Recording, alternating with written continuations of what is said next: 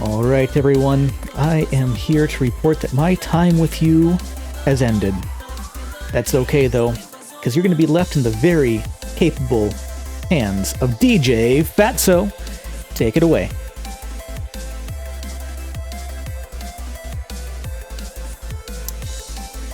Good evening, Speedromizer community!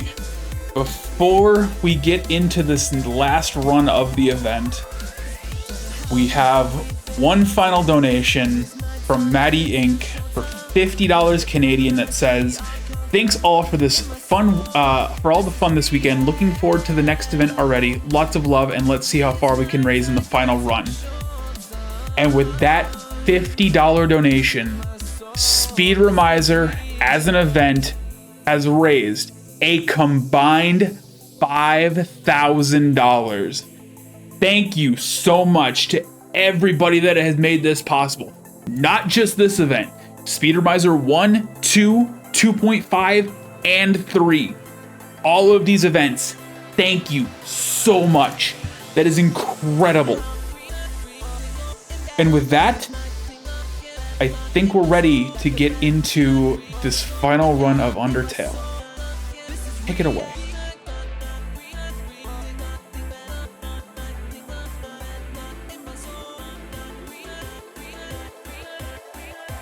Oh. I've just been informed we are actually not ready. Give us a few more minutes. We'll be right back with pure determination.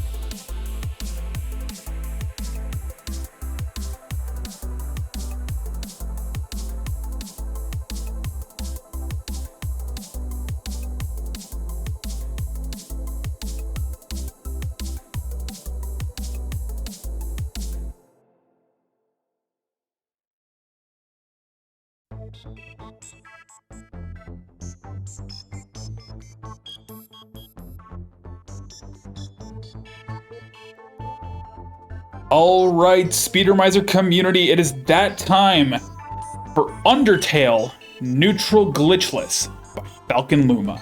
Take it away.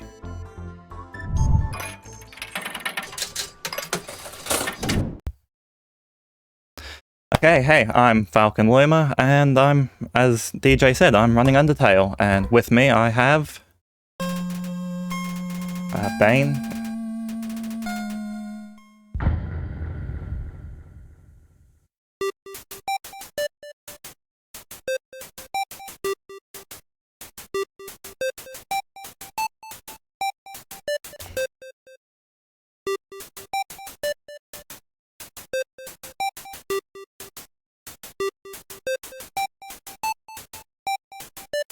Right, sorry. Oops. Alright, should I restart? Yeah, hi, I'm Bane Ren. Usually people just call me Bane. I'm a pretty decent runner at this game. I usually run and think about the glitch categories more often, but for marathons, especially where people are trying to learn the game, I always thought that the glitchless categories would be a good way to introduce anyone to the game, but especially someone who only has a limited time to learn it. There's a lot less technical BS going on, and overall, it's just a lot easier to know what you're doing, and it's pretty fun. So, I submitted that. Okay then, I'll count us in on 3. So, 3, 2, 1, go.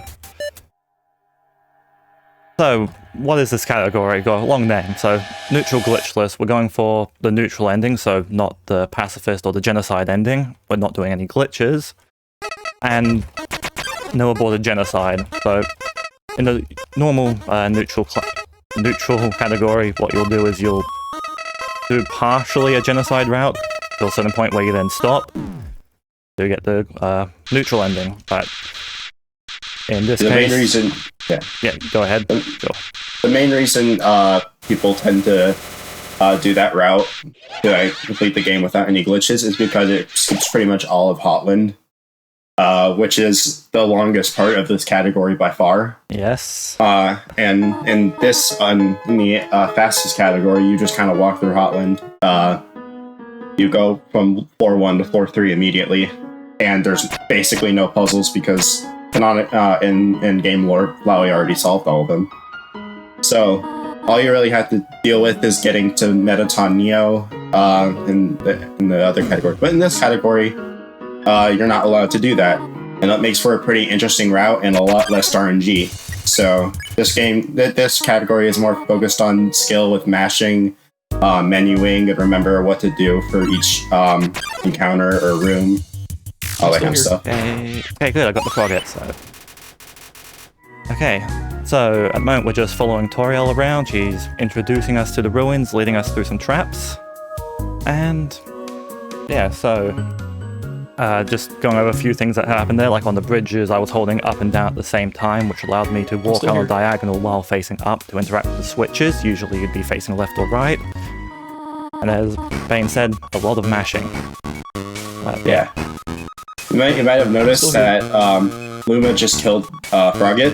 That is technically not required for anything, but it does help with one thing, and that is one thing you have to do later on in the run. We'll get to that when it happens, but one thing you need from the ruins is a spider donut. And the fastest way to get money is just to kill that Frogget. Since this is not pacifist, that doesn't really inhibit anything, and you're not going to be using it to grind out genocide anyway, so yeah. Might as well just go ahead and do it. You get like 20 gold, I think, 10, 20, something like that. Rich, apparently. Usually these Froggets right here in Winston's give like 2 gold, I think. So for some reason that first one that is scripted is completely different. And I'm not really sure why. No one's really sure why, but it's just kind of that way. So you get quite a bit of money from it, and you don't have to do any grinding for money. Getting a lot of counters already. Okay. So here, like on these tiles, certain of these tiles you fall through to the lower level. Just follow the path. It's always the same. Okay, we've got another rock puzzle here. Another encounter. Okay. Could have spared him. Sparing's generally faster, but I'm just got the muscle memory of, okay, nice, I got the push me. Rock then moves back. You don't need to push any of the other rocks. This rock is the only one that actually opens the thing. Yeah. No one really knows this until you start running, and it's like, oh, that's kind of funny.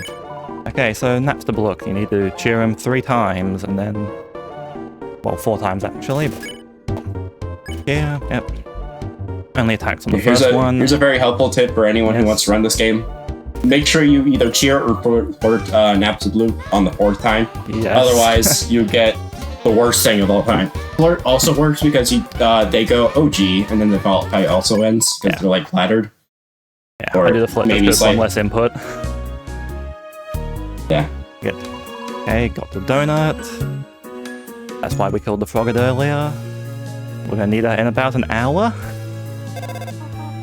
Quite a lot of the early stuff is setting up for later fights. Like here, you go in this hole first to pick up the ribbon.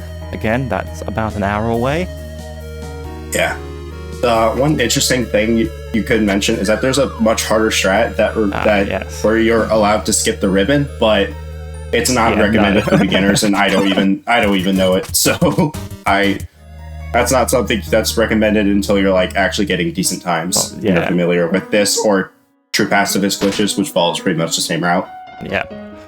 They're here, just gotta hit the switches in the right order. So it's the first, third, then the second in each room. Hopefully no encounters. Probably get one near the door.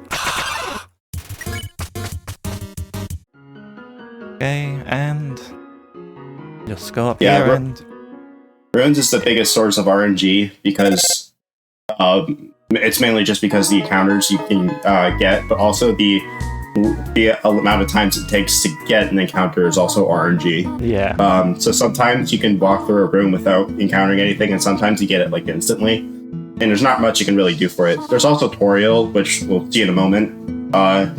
She has a certain attack that completely cancels if you get hit purposely by it, and she has a certain chance of getting that. And there's certain ways to manipulate that in tasks, but in an actual game, you're just kind of going to have to get lucky. It's not really something you can just know. If you don't get it, it's not that big of a deal, especially at a low run. Yeah. It can get especially annoying for top level runners who just want to get out of the ruins and go play the rest of the game.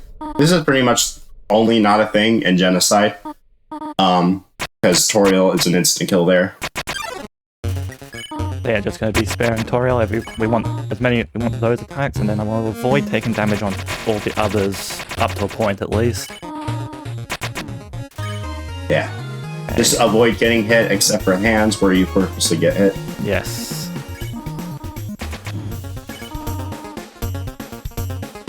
Okay.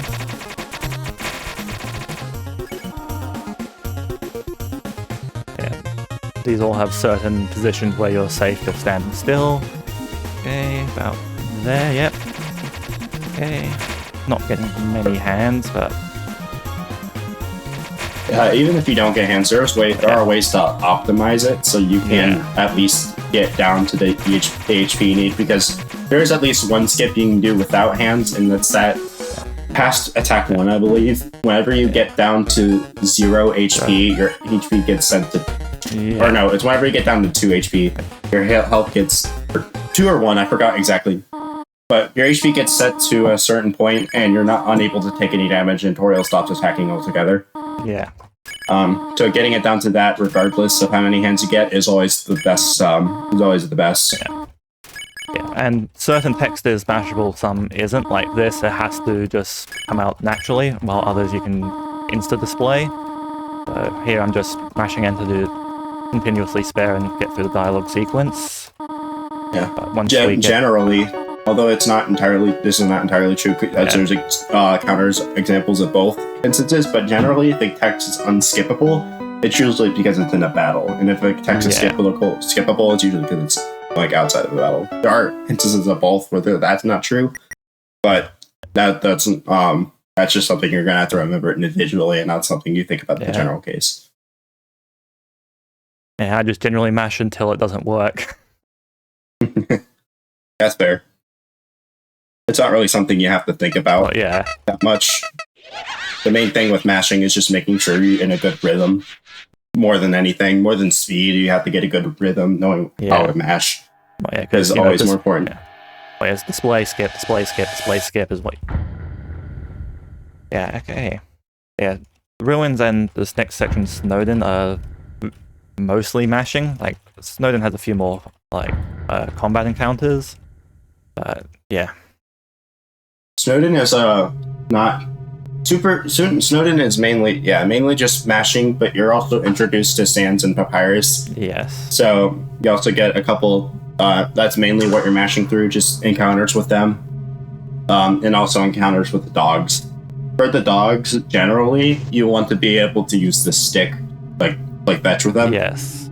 And to do that, you can use the tough glove. That's guaranteed to be in the box. Just equip that, you get the stick, and then you can use that to spare the dog. Exactly, so yeah. I wonder who that is. Oh god. Oh no. Oh no. Mysterious shadowy figure.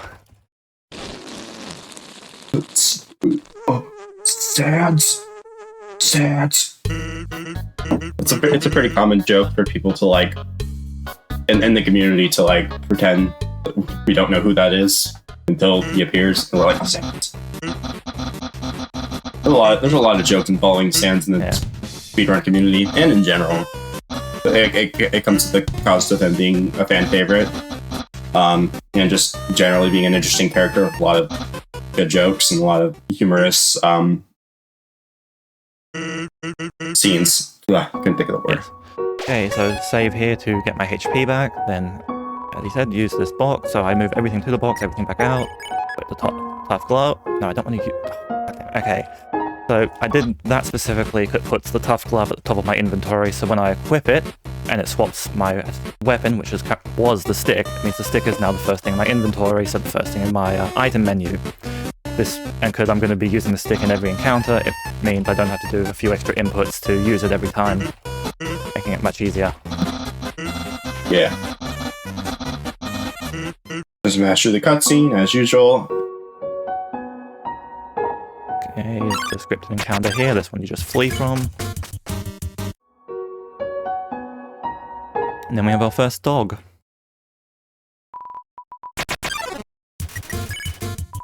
For this dog, you just want to get as close to the blue sword as possible without actually getting hit by it. Yeah. If you get hit by it, they become suspicious of he becomes suspicious again, so you have to avoid the attack again. But you want to first think you're not there while you're playing fetch, and then you can spare them. The electric mage never changes, so you just go through it the same as before. Yes, all the dogs will follow more or less the same pattern of combat where you throw the stick, avoid their attack, spare. Yeah. The only real counterexample would be Lesser Dog, which is treated more as a regular encounter. Oh, yeah. That one you could just flee from. You just flee from him, yeah. Okay. Another excellent puzzle here, just walk past it.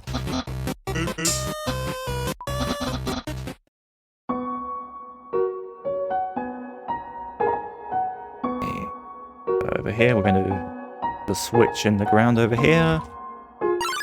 This, you want me to tell you a fun fact about this room? Yeah, sure. This room tanks performance for a lot of people because of the snowballs in the bottom left. They're inefficiently programmed, so it often causes people to tank performance. Maybe slowdowns, maybe even, like... There are certain weird things this room can do, and it's often attack. Unpleasant effects. Yeah. Just a very silly side effect of this room not being efficiently programmed. So here we have our first switching tiles puzzle. The goal is always to get all the tiles to be circles. Just smash through Papyrus's text. Switch behind this tree just skips the puzzle. Keep interacting with it. If I hit that switch, stepping on the button will instantly solve the puzzle.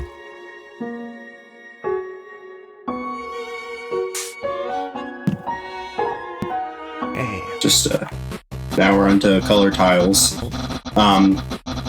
Since no matter what you do, this puzzle doesn't really exist. If you just say no to Papyrus when he's explaining it, he gives up trying to explain it and doesn't do the puzzle. Yeah. And that skips an entire cutscene where the things blink a bunch of times. Yes. Okay.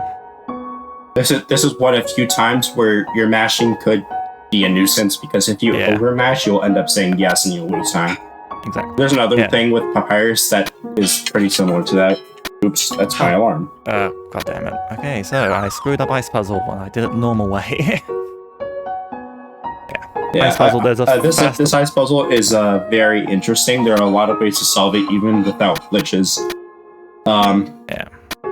There's a way to do it that is pretty similar to the glitched route, but you don't do the glitch at the very end. You purposely mess it up while you still finish the puzzle. It's pretty interesting. There's a lot of ways to do it, but generally it's just Definitely a move down at the start. Recommended to just do it in the casual way. Intended way, yeah. Careful of the snowplow. Okay. Greater Dog is pretty much the same as the other dogs, but the only real difference is if you get a sleeping dog attack, you can run into it and cancel the attack entirely. Speaking of. Yep. Okay. Now we've got another big cutscene coming up. Papyrus tries to kill you, but then he doesn't actually do it at all.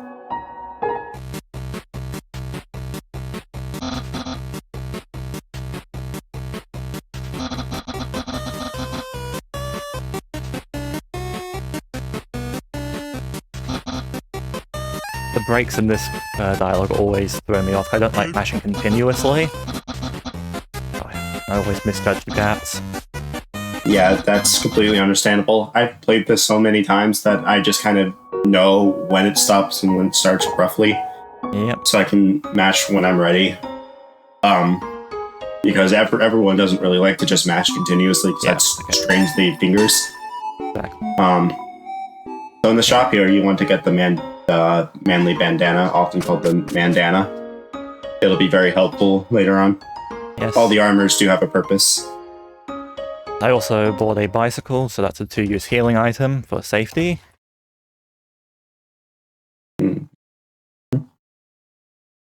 That's for Mad Dummy and Undying wherever I need it. Or hopefully don't need it. I really don't need it. You know, it's helpful. Yep. Deals 10 HP each, I think, so. Let's throw the stick for Papyrus. And then we want to purposely get hit. If you get hit, if you, well, quote-unquote, die to Papyrus 3 times, he'll completely skip, you can just spare him. He's like, I'm tired of fighting you, and he asks if you want to spare him. You just be like, okay. Messed up my iframes there. Could normally take 3 rounds, not 4. It's understandable, because usually you'd have 20 HP going into here. This is a rare example where you have 24. Oh yeah, that's because I killed the froghead at the start.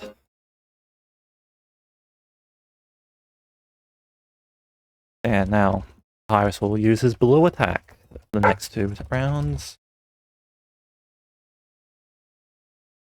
So for what's worth, when you're blue, you're essentially affected by gravity, so yeah, you fall to the bottom of the screen and you can jump instead of just flying around like usual. But once again, we're just here to take damage.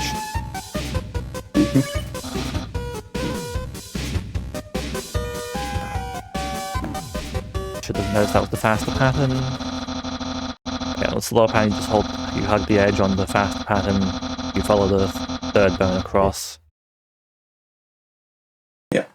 And then we die one more time after this, and then we're good.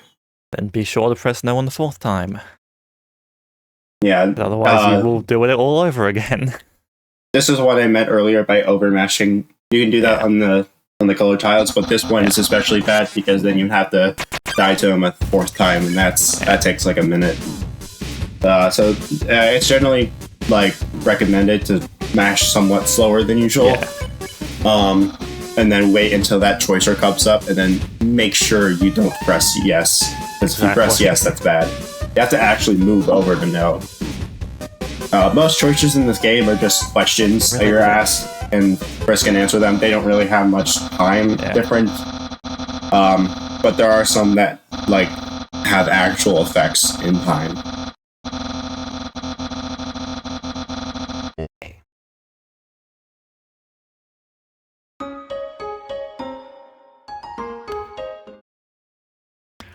Okay.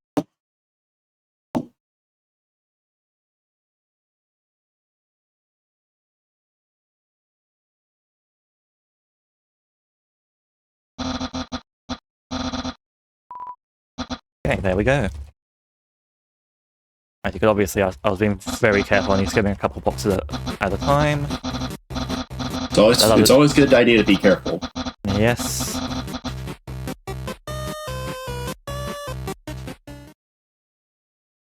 Okay, and that's the end of Snowdin. Yep. After Papyrus is spared, we move on to Waterfall. Waterfall has quite a bit more going on than Snowdin and Ruins do. One of the first things that goes on is Undyne trying to kill you. Yes. So again, we pick up another random bit of clothing. The tutu. I forget what its descriptor is. Yeah, the old tutu. Yep. Okay. You're also introduced. Well, you've already been introduced, but you get to have quite a few interactions with Monster Kid and Waterfall. Yes. As they try to get to Undyne, because Undyne is their hero, and generally it's just a lot of cutscenes. That's the majority of this category, just cutscenes or battles. But Waterfall has quite a few interesting cutscenes and quite a few interesting things you got to do. In particular, Mad Dummy, which we'll see later. Yes, hopefully my practice there will pay off. Yeah. Okay, we've got these little flower puzzles. You just build a bridge. Once you build a bridge, they unfold and you can walk across them. Yep. Or across and you get the same thing. There are ways to optimize like placing them, but generally that's just something to keep note of and not required by any means. These bridges always annoy me because they're not aligned with like the tile you spawn on. You have to move slightly down to walk on them. Yeah. Some of these some of Undertale has weird quirks like that don't really make any sense. Fun fact about Papyrus's dialogue here: when he talks about having armor, if it's an armor that the game you shouldn't, and if it's an armor that you shouldn't have yet, I'm pretty sure his default text is a Bepis. He says Bepis instead of the actual armor. Kind of a funny piece of dialogue. There's a few what's it called? Past dialogue. Something like that. I'm blanking on the word. Just dialogue that you're not debug dialogue, right? Something like that. There's a lot of debug dialogue like that. That's just that you can access with glitches. So yeah, our first encounter with Undyne, she throws the spears. She always tries to throw them where she thinks you're going, which is the keys you're holding. So I'm generally like holding left and down or left and up so that she throws them somewhere where I'm not actually going, against an edge. Yeah, generally the best way to do that is just to keep holding right and move whenever you need to, but sometimes it's that takes quite a bit of memorization and practice. And ideally not get hit like I did there, but it's what it is.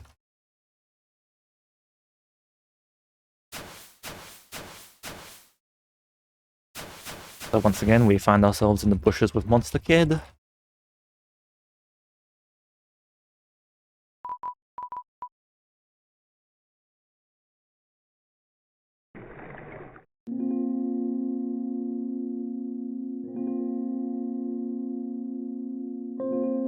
Okay, wait, what if? Yeah, okay. Up there, the room we just passed up the top, that's a room that's only ever visited in glitched categories. If you know, you know. Okay, encounter on the next bridge. This one. The vast majority of encounters are scripted from this point on. Yeah, it's only really Ruins that doesn't have any scripted encounters besides that first Froghead, which is not even really the same thing. Onion San doesn't really do anything. You just kind of talk to them. Yeah, walk and talk. They have this little cutscene where they pop up. That's about it. Okay. And there's Shiren. You also free from Shiren.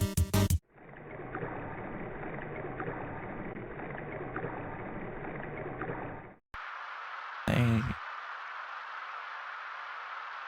So this whole section here is just walking, really, through the rain.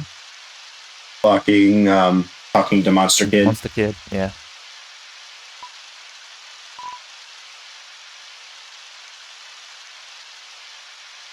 There is an interesting quirk we're about to see in, I think, 2 rooms. Yes. So if you see Luma or anyone else playing the game holding up and down against the wall, and they do that funny dance, there's a lot of names for that, but a lot of the community likes to call it frisk dance. So for defeats a purpose. I'll just call it that. Didn't Um, get it. If you Yeah. if you do that in this room, because of how the collisions work to make it you always face right, or walk in one direction, you can go double the speed if you hold up and down at the same time. There's another place that's like that, but that's in True Lab and not really relevant to neutral. No. Okay. Okay, now we've got our second Undyne encounter.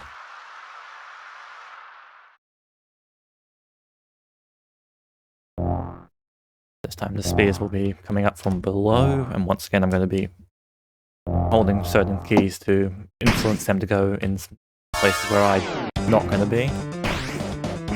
But Yeah, generally I'm just generally the best way to do that is yeah, the best way to do that is usually just hold against the wall, as they usually just spawn against that wall and you can move up and avoid them. You can't always do that because you also have to move through the maze. Try that, but okay.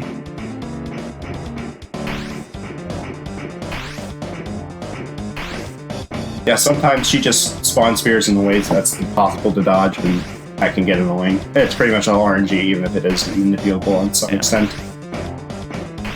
Sometimes the spears just have awkward hitboxes, so when there's a gap, I sometimes won't go through it just because the hitbox could be in where it doesn't look like it is.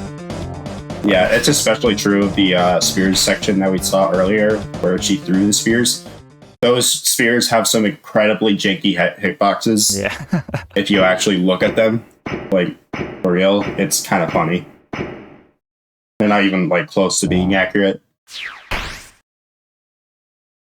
Like, although I guess that does make sense from a game development standpoint, it's still kind of funny. After this little cutscene, we'll be in the garbage dump, and that's where we will be fighting Mad Dummy. That's quite a bit going on for themselves. Yes. First really interesting fight. This is also one of the few times where a name matters, because Azriel here says her name. So, if you have one letter name, that's a lot faster than 6 letters, but generally it's only like a couple of seconds. So if you want to have like a funny name, that's fine. Yeah, first safety save. Didn't actually save there. Okay. That's got the longest text box I think of any of the save dialogues, but yeah, that messes me up in neutral as well, where that's somewhat required. Yeah. That's always something I have to think about, especially since it can turn short after the first viewing. Yes, okay. Okay, so I'm also... Sorry, never mind. Yeah, so 5 cycle Mad Dummy. So Mad Dummy's first phase, he does these cotton balls, and you have to hit him with them. And the shortest you can do it is 5 cycles. There's certain setups to do it, and I'm hopefully going to be doing that. So yeah, 5 cycle Mad Dummy is not easy, even for people who are good with the game. So it's totally fine if you're unable to even get it after practice. It is not easy. It's something I have trouble with. Even in categories where it's like required, it's like I don't really care. 6 cycle works just enough, and it's only like a 10-second time loss. Especially since the cotton balls are kind of RNG in where they move, and you need to be in pretty good positions and know what you're doing. That's not easy. So if you can't get 5 cycles, nice. No one really cares. Nice 5 cycle. The rest yeah, of you got really good hits there. Good job. Yeah. The rest of this is all just same every time. So dodging missiles feels a bit more at home for me, to be honest. Yeah. The missiles won't affect Mad Dummy. They just kind of go through the same set of dialogue. Yeah. So you can let them hit the dummy if you want, or you can make sure they avoid them at all costs, but it doesn't really change anything. Doesn't matter. There is a funny thing you can do with them. If you purposely get hit by them on the last attack, but that's loud. Oh yeah.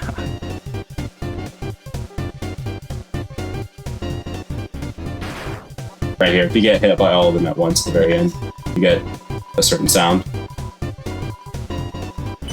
Hey. It's pretty funny to listen, and a lot of people do it for jokes, but it does cost to hit, so it's like if you don't want to, you don't have to, or if you can't. It's not like required or anything, it's just funny. Yeah, so that was... I can't hurt you. Yeah. that was Mad Dummy. All went very well.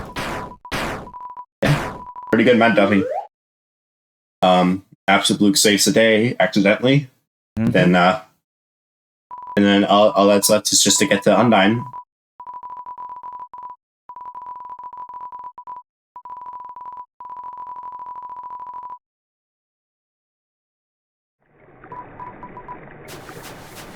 I'm going to take the most unnecessary safety save here because in practice I really stupidly died to a random encounter in the dark rooms. Hey, some of these encounters kind of suck. It's fine. Yeah. Glasses. And then here's one of our other armors. You get the cloudy glasses here. Make sure you don't accidentally buy anything else because it's possible you may not have enough money after that and you have to grind somewhere else, which is annoying. It is entirely possible for people to miss menu and buy the wrong thing or get the wrong thing in a run. Even on something simple that you do over and over again, it's entirely possible. Even behavior happens. Yeah, the paths through the dark rooms are always the same. It's just remembering them.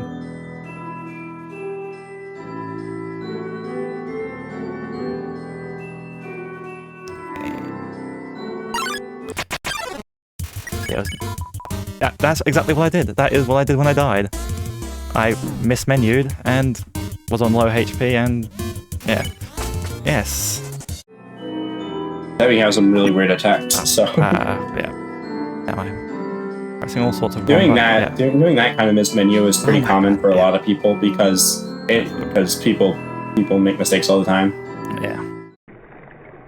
Just heads up. It's preferable to still hit the lanterns while you're moving, so you can actually see where you're going.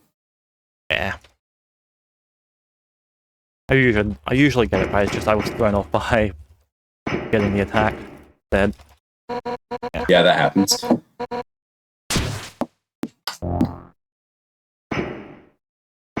You get a bit of a lore dump, and then tries to kill you. Sword head.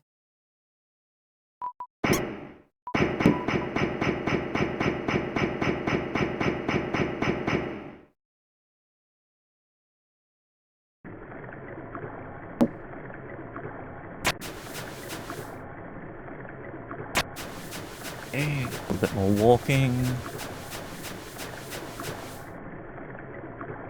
That's what I mean about the bridges. Oh, got caught on the corner there when I entered the room. Yeah. Right in here, you have a choice of whether or not you can save Monster Kid after they are about to fall. But if you just leave the room, Undyne will save them instead. And they'll be like, "They just left me here. Okay, I'll go home."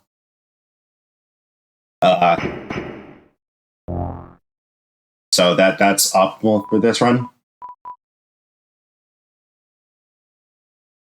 Don't let your feelings get in the way of the speed. Exactly. Okay. And then Undyne is a pretty interesting fight. There's a fast way of doing it that is not recommended to beginners whatsoever because it's really difficult. I tried it like so twice we're- and thought, no. Yeah, it's something that a lot of people still have difficulty with because a lot of people genuinely think it's harder than even Undyne the Undying, and I can totally see why. I agree. So what I'm actually gonna discuss real quickly is just the actual fight itself. Here, it's just getting through the 3 phases here. Whenever you get red, you flee. Just walking through the entire thing, making sure you don't get hit. Because if you get hit, you're gonna have to heal.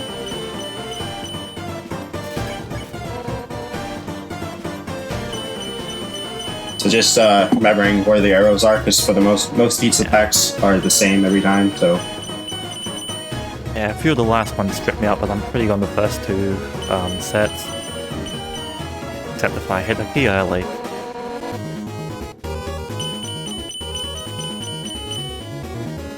Yeah. I don't know if I actually want to take damage there now. Anyway, yeah, because I'm aiming to be at low HP at the end of the Undyne sequence. Ideally less than 3, but not going to go too risky. Yeah, you can also just wait until later on in the fight to do that. Just take a bunch of hints at once when you know you're probably going to be fine. but it doesn't really matter. All that really matters is getting hit to lowish HP, so you can do a bit of the time save. It doesn't really matter nearly as much in Glitchless as it does in Glitched, but it's still pretty helpful. Yeah, I'm not going to take that. Okay. I'm probably going to end up using the bicycle at least once. 1, 2, 3, 4. I stop on that spot to avoid a 4th Undyne encounter, which you can just flee from, but it's just better to not take in the first place. Yeah. It's a matter of a lot more for neutral, where you only get an Undyne encounter once optimal. But now we have the arrows that flip around and come from the other side. As with all the attacks, they're always the same. So even if they trip you up when trying to play the game for the first time, it becomes second nature, and it's like, at some point you don't even really pay attention to the arrows that much. You just kind of know what pattern they're going, and then you can do the finger muscles move in the way you need to. Muscle memory is wild. Yeah. I'm actually going to have the other part of that bicycle. I don't need that after this anyway.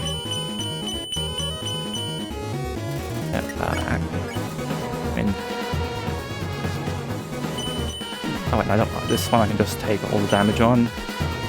Dodge that. Okay. Probably could have taken that spear and actually been on the right HP. And spears do less damage than the arrows, right? Yeah, they do 4 damage, but it's not a big deal. The next thing you're going to would only take the next thing you're going to only take like 2 or 3 hits anyway, so not like a huge time loss. It is pretty annoying though. So here, this is one thing that is different about neutral Glitchless, no aborted genocide versus true pacifist. In true pacifist, you have to get Undyne in the water, but in here, you can just let her pass out.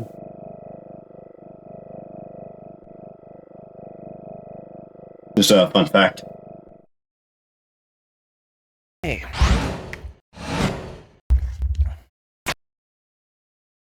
Here's where we get introduced to Mettaton and Alphys.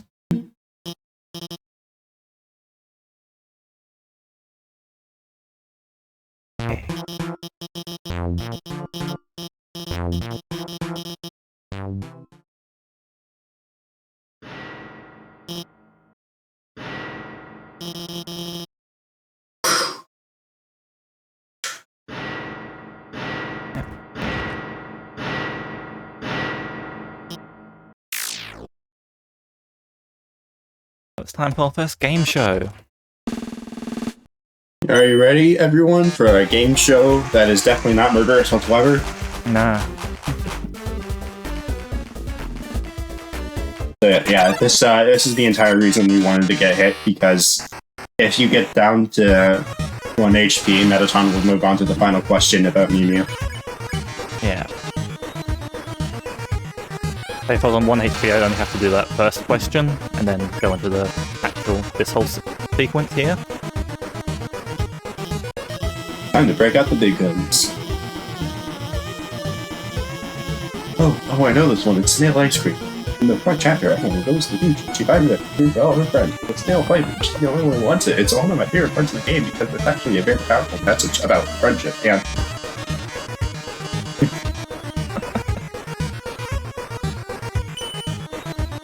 Scotland is one of the community's favorite parts of the game because Mettaton. Mettaton is very funny. Has a lot of great moments.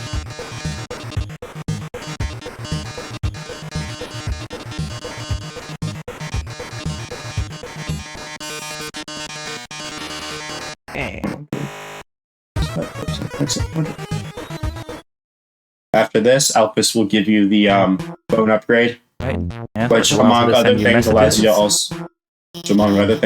to have the boxes in your inventory. So you're no longer need to look for a physical box. Pretty helpful. Don't actually use it, but yeah. Yeah, you don't actually use it in this, but it's if you have trouble with the inventory, which happens if you're like taking safety items or something like that. If you need help with that, you can always just use that. It's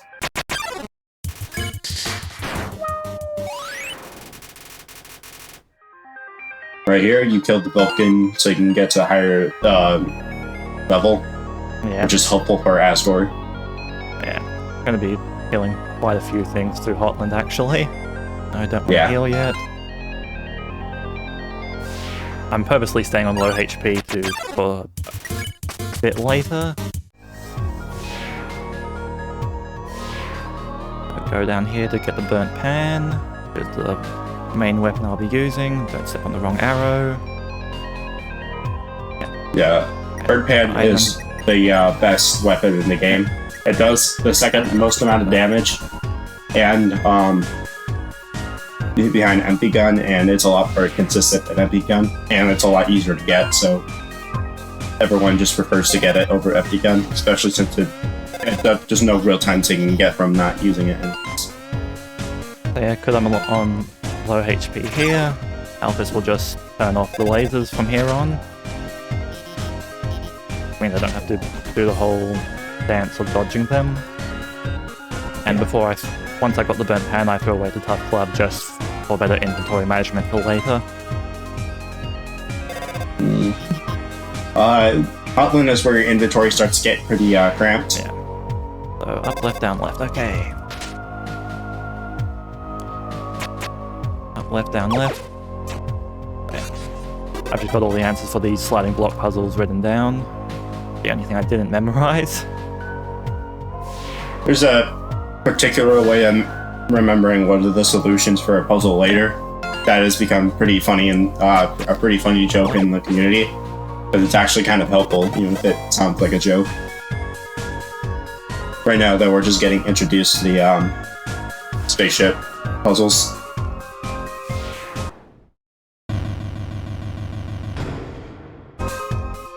East-west, you get both puzzles, and then you can just go through the door. Okay.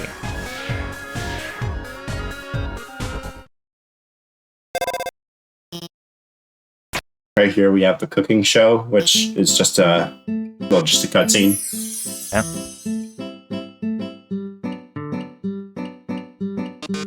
We get to use our extremely long arms to pick everything up. Not put them on the chopping board, apparently. How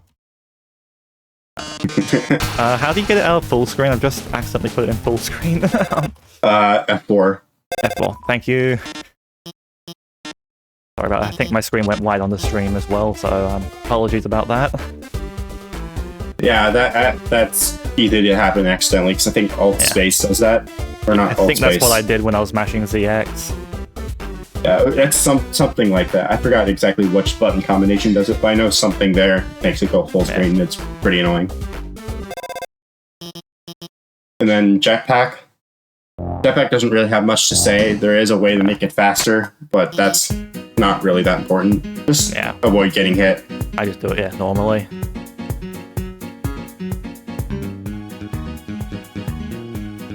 Yeah, just a pretty simple bullet hell. Yeah. This is probably the closest Undertale gets to Toho.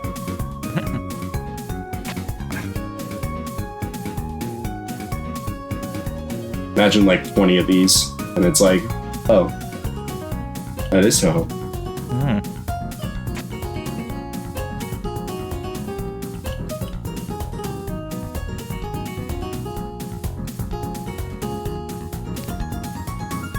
Pretty simple. These will always have a path through them.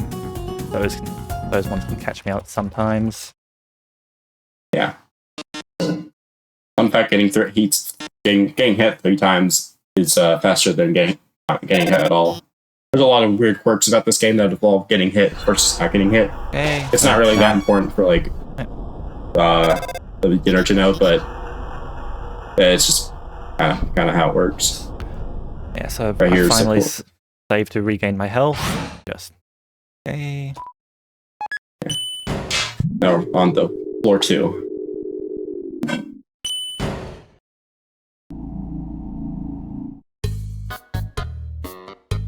Okay, so you can hug the bottom here to avoid getting any messages from Alphys. Yeah, this. Ideally, we get a. So, Burnt Pan has 3 levels of damage: your normal, your gold, and your quad. So, if you get. Okay. So that's a gold hit. I got 3 perfect hits and 1 okay hit. that does about 30% more damage. A quad, as the name would suggest, is 4 perfect hits. That does twice as much as a gold hit. So yeah. Ideally, you hit quads when you can, but every hit is frame perfect. So it's a pretty difficult skill to learn because you gotta memorize the patterns of the burn pan. There are 9 total. Yeah.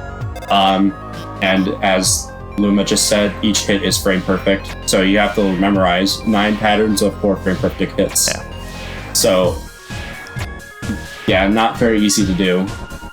It's not super hard once you like play the game quite a bit and practice a little bit, but it's not easy either. It's still something that a lot of top players have issues with.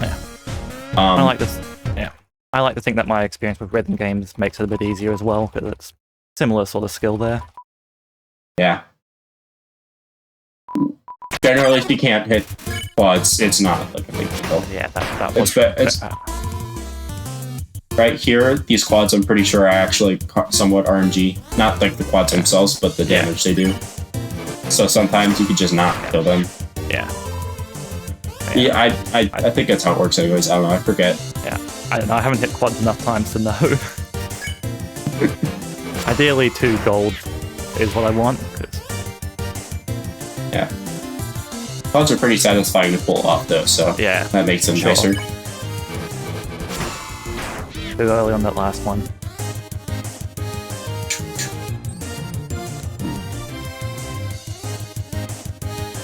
There are a lot of ways to practice quads in particular.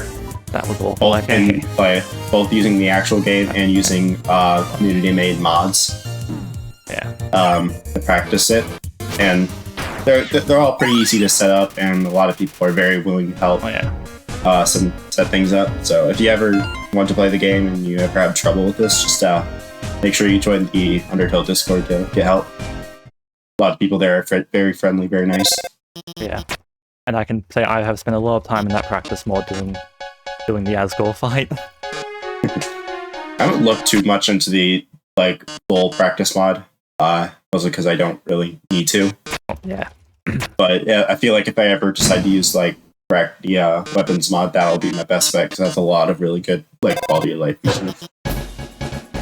Okay, so here we need to defuse bombs, so that's so good.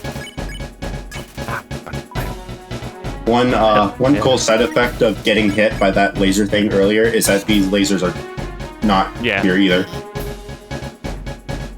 In fact, the fact that there's lasers here makes for a pretty funny skip. That's for glitched, but it's just kind of how it works. Laser here makes it weird. These next 2 bombs, I can just spam attack to defuse them instantly. Don't have to wait for them. Just yep. And then after the dog, you get the water, and then you're done. Use the puppy.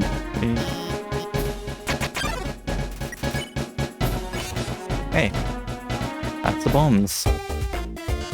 Just trying to enjoy a glass of water. After that, Mettaton will try to kill you, but he's hijacked.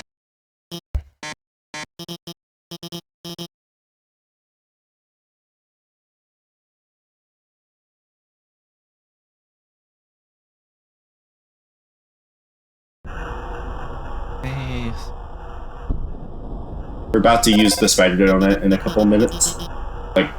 3, I think. 3, 4. Yeah. Got the elevator, then another set of the spaceship puzzles. Yeah, and then... Excuse me. So now we're on to the 3rd floor, which has quite a bit more going on. Especially since it has the entrance to the core, which is how you continue on with the game.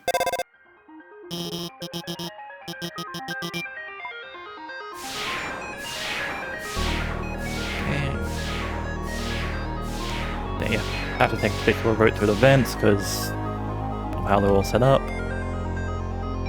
Yeah.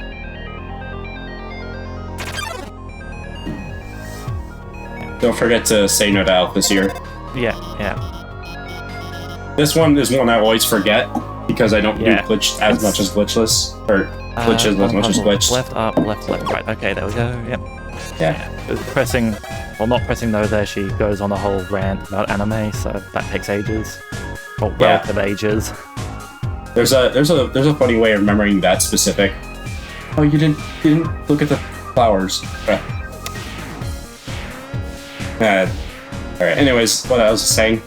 There's a specific way of remembering that the community made up, or a specific community member made up, that's become kind of a meme, just because it's actually kind of helpful. Although it is very silly. You make a dick and then you detach the balls. And that helps. That genuinely helps. I don't even need to think about the solution, that's just what I do. Right, no, I've done that wrong. Yeah, okay, there we go. But yeah, on the previous screen I was going in and out of the menu to avoid an encounter there, so by opening and closing the menu you just avoid it. Yeah, it has to do with how the game handles walking to get an encounter. In simple form, there's a thing called step counters. Whenever you walk, you decrease the step counter, and opening your menu and walking at the same time does not decrease the step counter.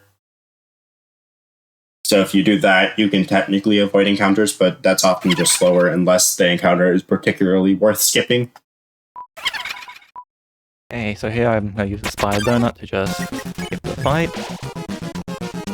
Get accused of stealing it, but turns out we actually bought it back in Ruins. So now I'm going to walk back out to save so we can skip a cutscene. Yeah. The next cutscene after this is the one where Metaton does a musical. If you have... did you save? Yeah. Made save then, okay. It was hard to tell via video. Yeah. If you already watched the cutscene, or in the game's case, if you just enter the cutscene one time, the next time you enter it, Metaton will allow you to skip it. Then you just close and reopen the game, load your save. Yeah, we'll be doing that 2 more times in the run. Yep. Stretch. Make sure you stretch, everyone. Drink water. Hydrate. Yeah, stay hydrated. Okay, gotta be sure to press no on this one. I so often don't. Yeah, it's easy to forget. There are a lot of things in this game that's pretty easy to forget. It just comes down. To that. I was so close to doing that wrong. Okay. Oh no. So yeah, Metaton will just instantly drop you into the dungeon or tie a puzzle. This one also doesn't change. Yeah, this one also isn't random, but it has a lot going on. Yeah, I've got a picture of the solution under my game window. I mean, that works. Yeah. Up there, through there.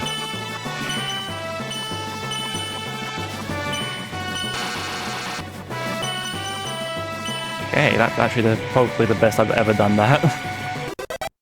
Yeah, that was pretty good. Yeah. I very rarely actually finish, and if I do, it's normally with like 2 or 3 seconds on the clock. So, yeah, that's still faster than not finishing it, so. Exactly. So here, this is where you get introduced to the yellow soul mode.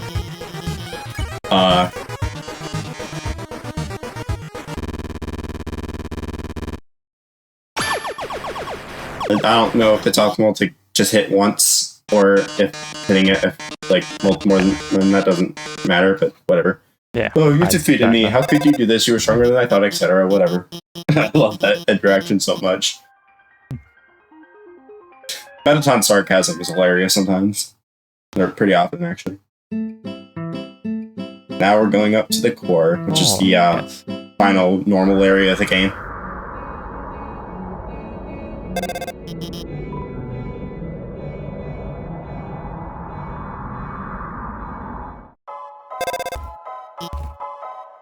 Okay, so magic here again. Just gonna hit him with my pan a few times.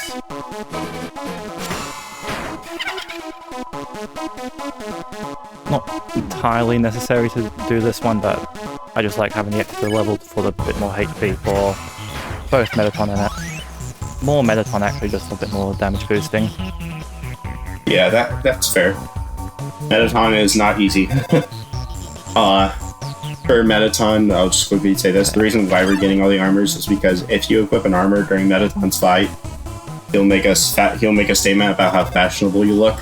Yeah, we'll explain that when we. And he'll give you like quite a few points. And if you get 12,000 points, 12,000, yeah. 12,000 points before the end of the fight, then the fight is over. It's 10,000 if you have his arms attached, arms and legs. But it's 12,000 otherwise. So getting to that number is pretty important. This is called essay skip, so optimally you'd want to skip the essay portion doing this. It is pretty tight. You do have to have decent menuing and muscle memory, so if you can't, it's fine. I get it pretty well in practice, but in a lot of my practice runs I screw it up somehow, so up, left, down, okay. I don't ever remember the specific puzzle because I just skip it anyways.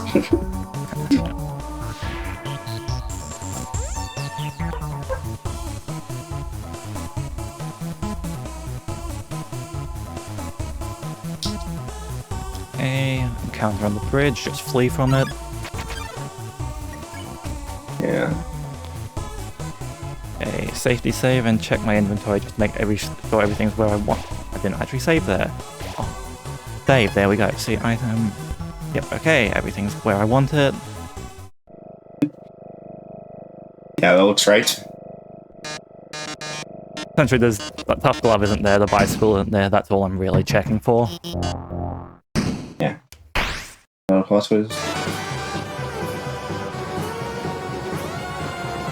And then here's the Metaton fight. Before the fight actually starts, we have somewhat of an encounter with the normal Metaton. Yeah, you don't actually want him shooting there.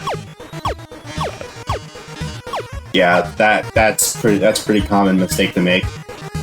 Yeah. Also, it's preferable to spare here until.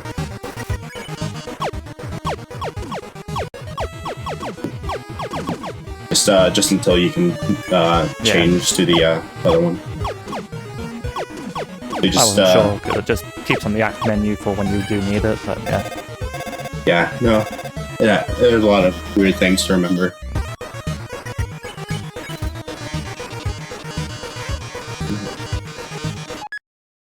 And then you make Metaton turn, and then he turns to the EX version.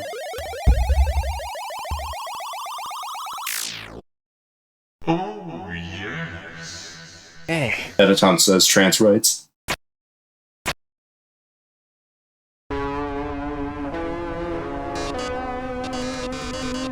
Let's hope my muscle memory doesn't fail me.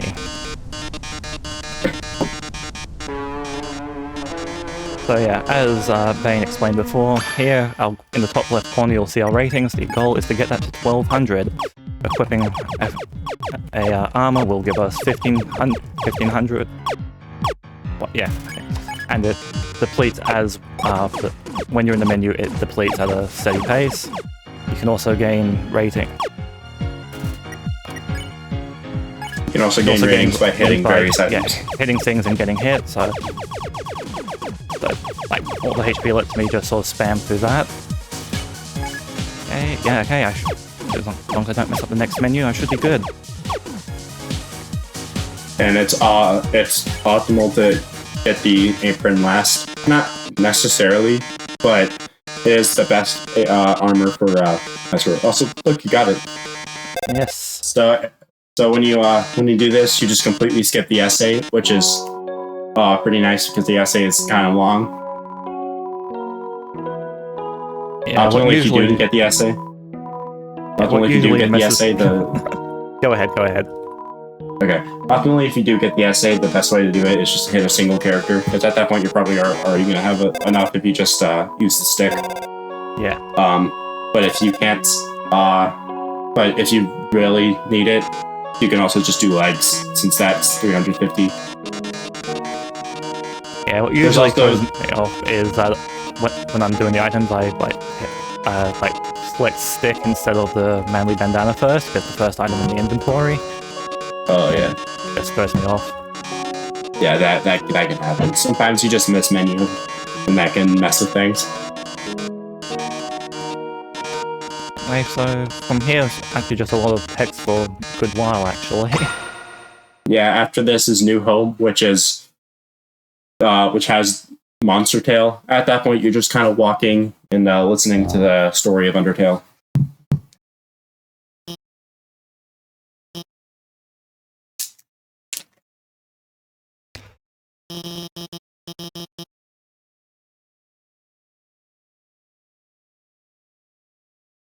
Okay, so Alphys comes up behind us again. A little bit more dialogue with her.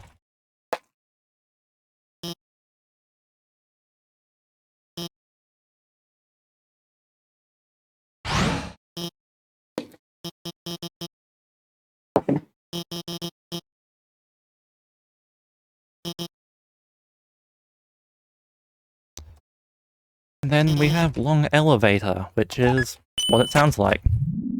And Very long elevator. funnily enough, this sound is on the soundtrack for some reason. Don't know why you include that, but hey. Hey, it's not the only one. There's also ooh. Yeah. It's funny listening to the soundtrack and then this plays in between something like any of like the boss themes or something like that. Then you just get Long Elevator. I think it goes from Death by the song right after Death by Glamour, which is for the fans. I think that's what it's called, and then Undertale right after. Well, yeah. But then in between that, you get ooh.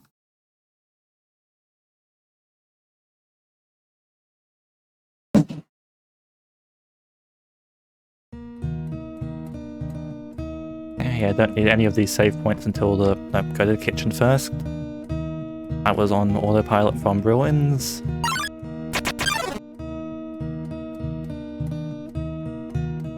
But yeah, here the monsters just tell you the backstory.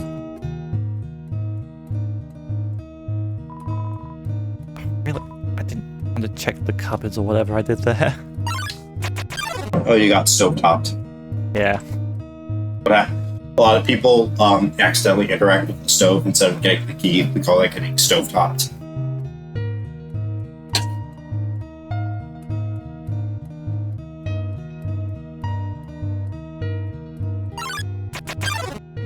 And yeah, as you can see, this is all just unskippable dialogue. So all I can do is just mash continue so that once the dialogue finishes, I'm out of it as soon as I can be. DJ, do you have anything you'd like to say? Yeah, this would be a good time for just donations or anything else.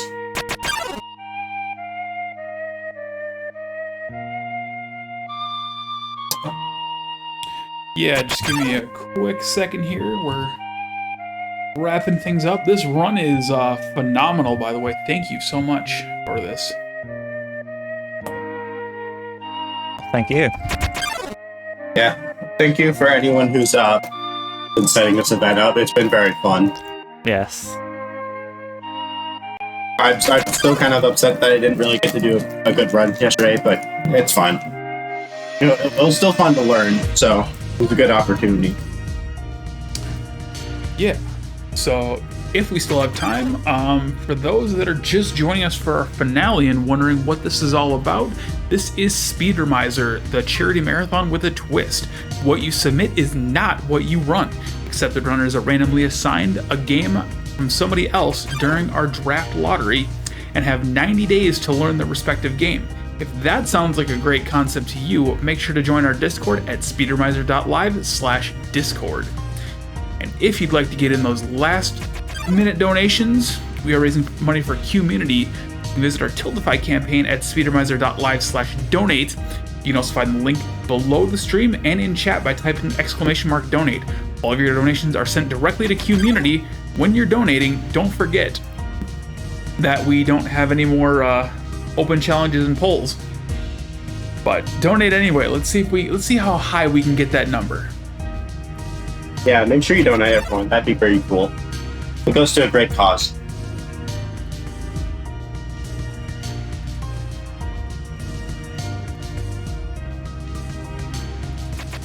Would you mind explaining what community is for anyone who's not familiar? Yes. Yeah. I think that'd be a good idea.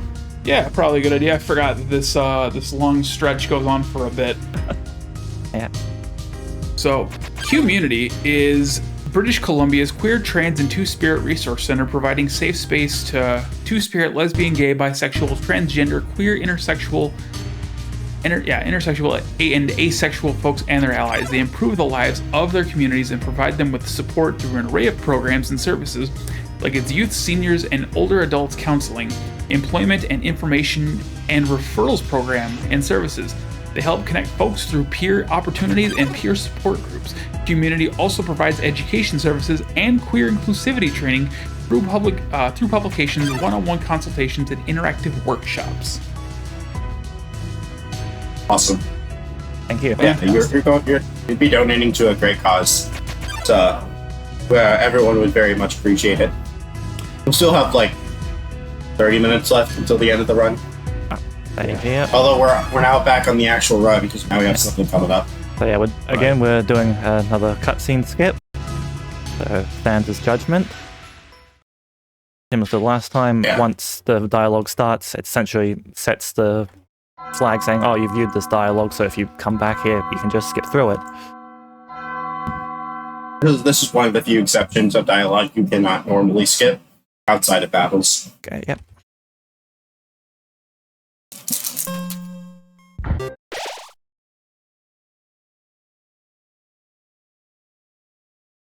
Hey. There's also a spooky version of this that happens if you kill pirates, but since we didn't do that, we're not seeing that.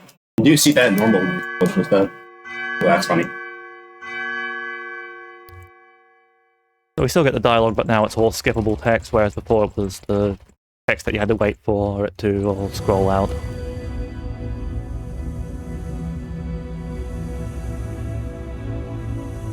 Dance gives us a moment to think.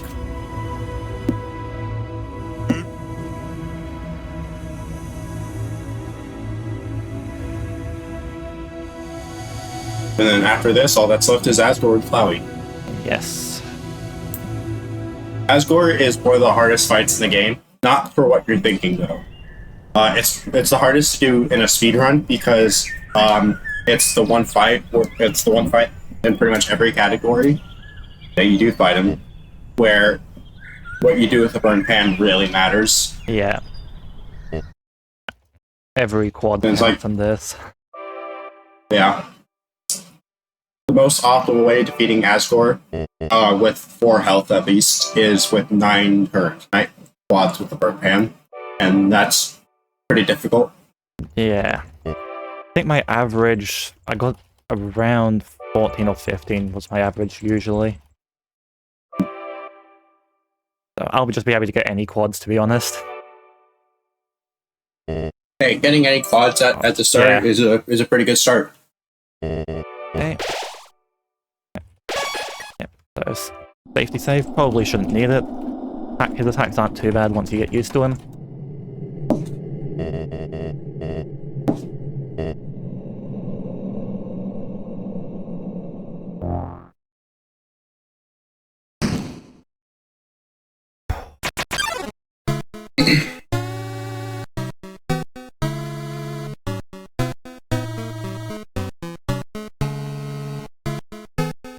Hey. Alright, do you want to focus? Nah, I'm fine. Feel free to commentate. Alright.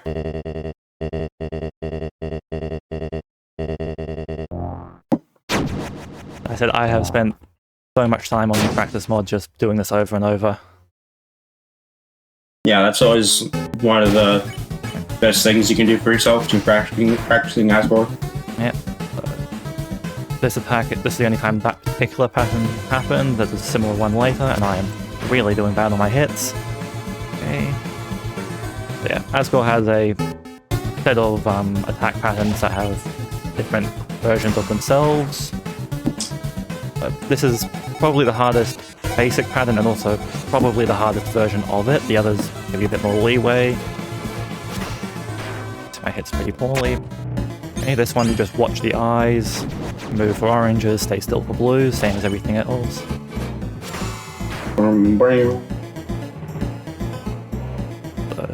one's similar to the first, just dodge the fire bars.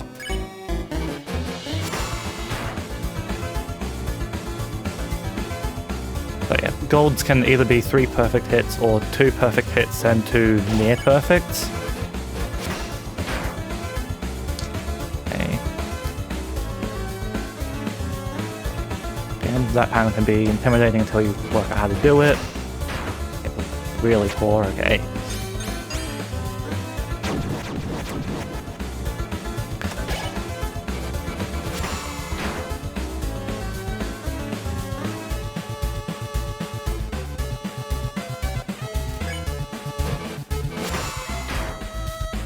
I don't actually have to completely deplete his health bar normally, I only have to get to about the edge of his cape, and then the last hit will deplete the rest of it no matter what. Yeah. The last hit will always do at least 471 damage. That is the lowest. That is the lowest hit you can take at the very end, and that happens when he technically has 1 HP left. So 471 is kind of like the Undertale funny number.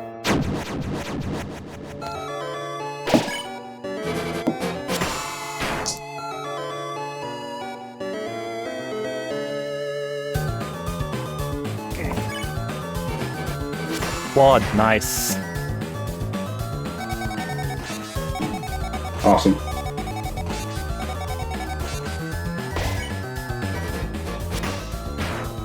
Okay, so the next hit will be the last.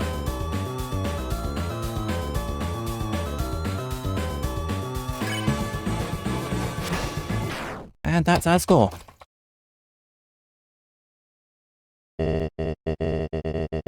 Alright. After this, the only thing that's left is Photoshop Flowey and Megfly, whatever you want to call them.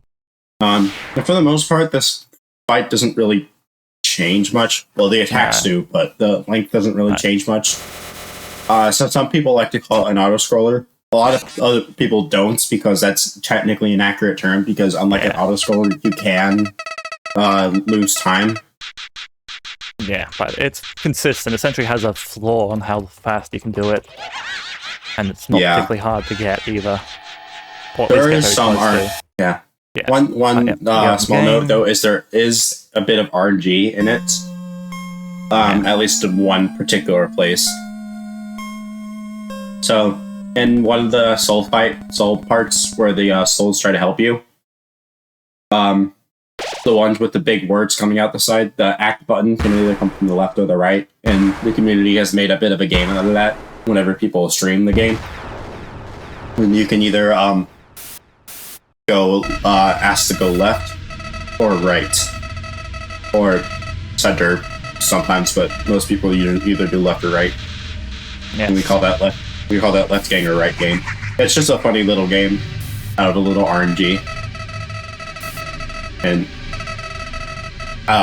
if you ever decide to do this game, you don't have to worry about that too much. It's just a little silliness. A lot of people tend to, in the past, have taken it way too seriously for no reason. So just don't do that.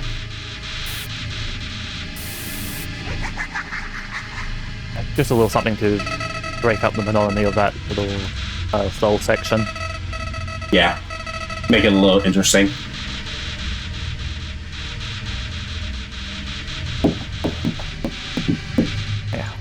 Quite a bit of dialogue to get through before the fight actually starts. Touch wood, I don't die.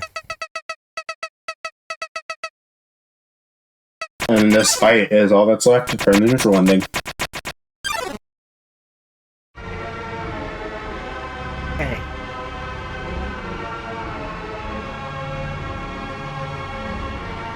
So pretty fast paced. Quite obviously a very different fight from everything else you've been seeing. Yeah, this fight works completely differently from every other fight in the game. Particularly when it comes to the soul sections. Fun fact about them though, you can't actually die in them. Oh, yeah, you can only take damage. You can just... Well, you take damage, but you can't die. And you can still die in the... Yeah, you can still die in the normal Flowey sections right here, but in the soul sections you can't. So it's actually kind of optimal to, like, just take damage there. Yeah. And the damage you take here is sort of scaled against how much health you have remaining, so like the first hits do what look like a lot of damage, but later hits will do very little on the health bar. Yeah. And at the end of each soul section, you get healing items, so like on this one, pretty consistently get a full heal. And you can tell where the axe button is coming from depending on which way the knives spin first, or which way they move first. Yep. And as you can see, you get a lot of band-aids. You want to hear a fun fact about the knives? Go for it. The actual best runner of the game thought that that section was made when the screen moving and not the knives. Not even just a top runner, the best runner of neutral. we found that out I think a month ago, and that was very funny.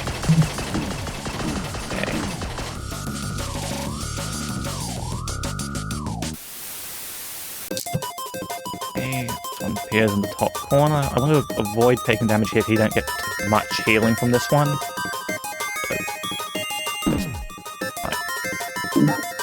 Just to get as much HP as I can have.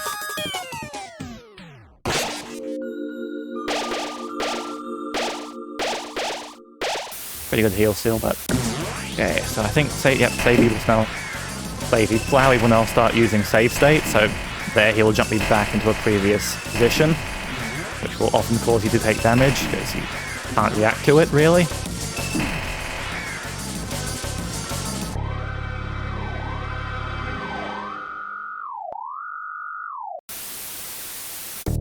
Okay.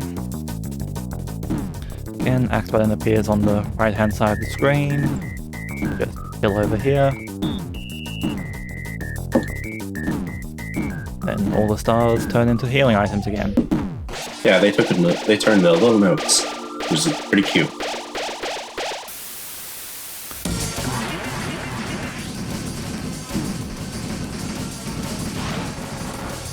One thing that's pretty big about Flowey that I should already mention now is the reloading. You kind of saw this earlier during the Sans Judgment and the Metaton musical, but it's especially prevalent in Flowey where you close and reopen the game at specific moments. Yes. There is kind of one in the very beginning of the fight when you act after Asgore, but that is a forced close of the game, so you just have to open it at the right time. But and all the other times you open the game right at the perfect time, and they're not easy. They're pretty difficult. And so it's very common for people to just mistime that slightly, and it can also depend on each person's specific specs, like computer specs and performance. Some people have their game open really quickly, so they just time it a second or two earlier before the event happens, or it takes quite a bit for it to open, like me, and they kind of have to know roughly when to do it. I'm lucky in that mine opens really fast. Yeah. I just have it queued on my run menu, so I just hit Windows R, enter, and it reopens instantly. That's awesome. Right here, this pan doesn't really matter that much because it also gives you insane healing. Yeah, you pretty much get full heal as soon as you hit the act button, so yeah. Yeah, it's pretty funny. And that's second to last soul fight, so the last one is the one where we do a reload, because it skips that start of the finale cutscene where the souls give you a fun refill your health. And you can just start with the finale part of the fight. So, I guess I might have books. It's essentially a checkpoint after this, so yeah. Yeah. So one thing I should mention about the... Go ahead, man. Yeah. You can finish. Nah, go ahead. I wasn't really saying much. Oh, okay. The finale section of the fight is the only time where being able to fight matters, because of the for quite a few reasons, but the biggest reason is that there's a way to do the fight quickly.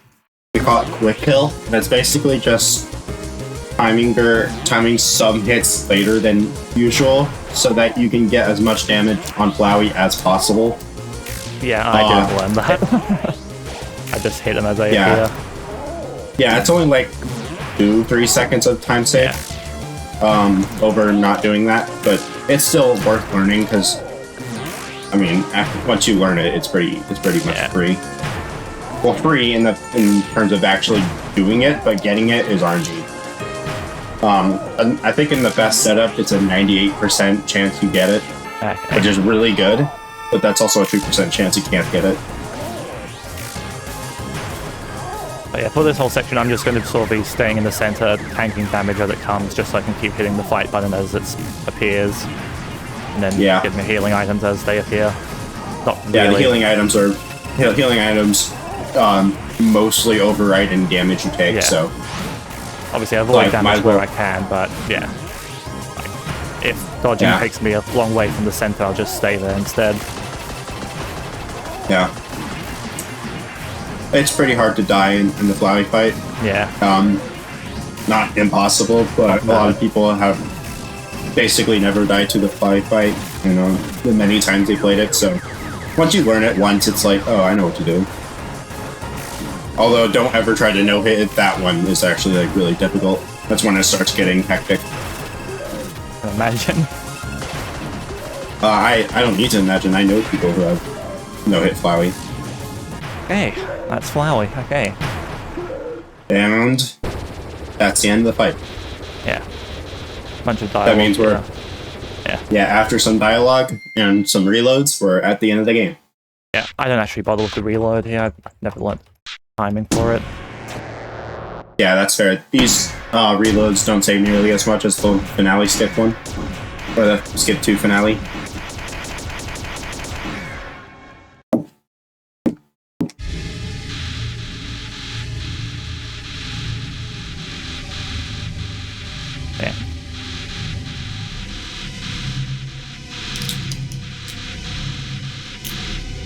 I probably should say that slight flashing of lights warning coming up in a little bit. Yeah.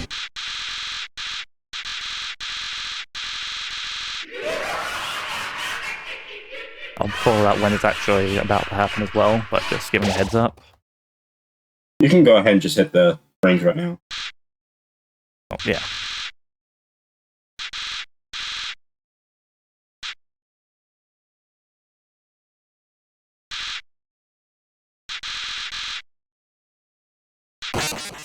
Yeah, so coming up in a second here, there's just a flashing light, so if that's something you're not comfortable with.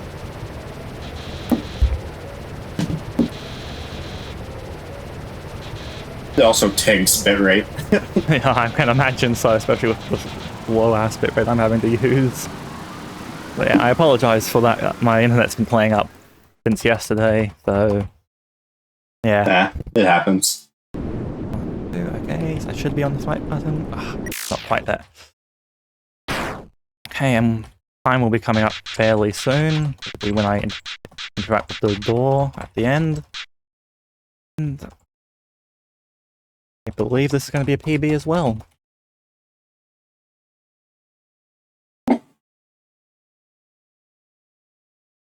And time. Woo! And by my time, that's a 1:23:29, which is a 50-second personal best. Woo! Oh. So yeah. Good job. So, You played pretty well. thank you. Oh. Yeah. So, yeah. That was a really good end to the event, I must say. Yeah. So yeah, it's been so much fun doing this event. Thank you guys for setting this up, for having me, for doing the whole thing, and yeah, I mean, Big thank you to everyone who's donated. yes, of course. To the community. Yeah. Yeah, that's Pleasure having you it. both here.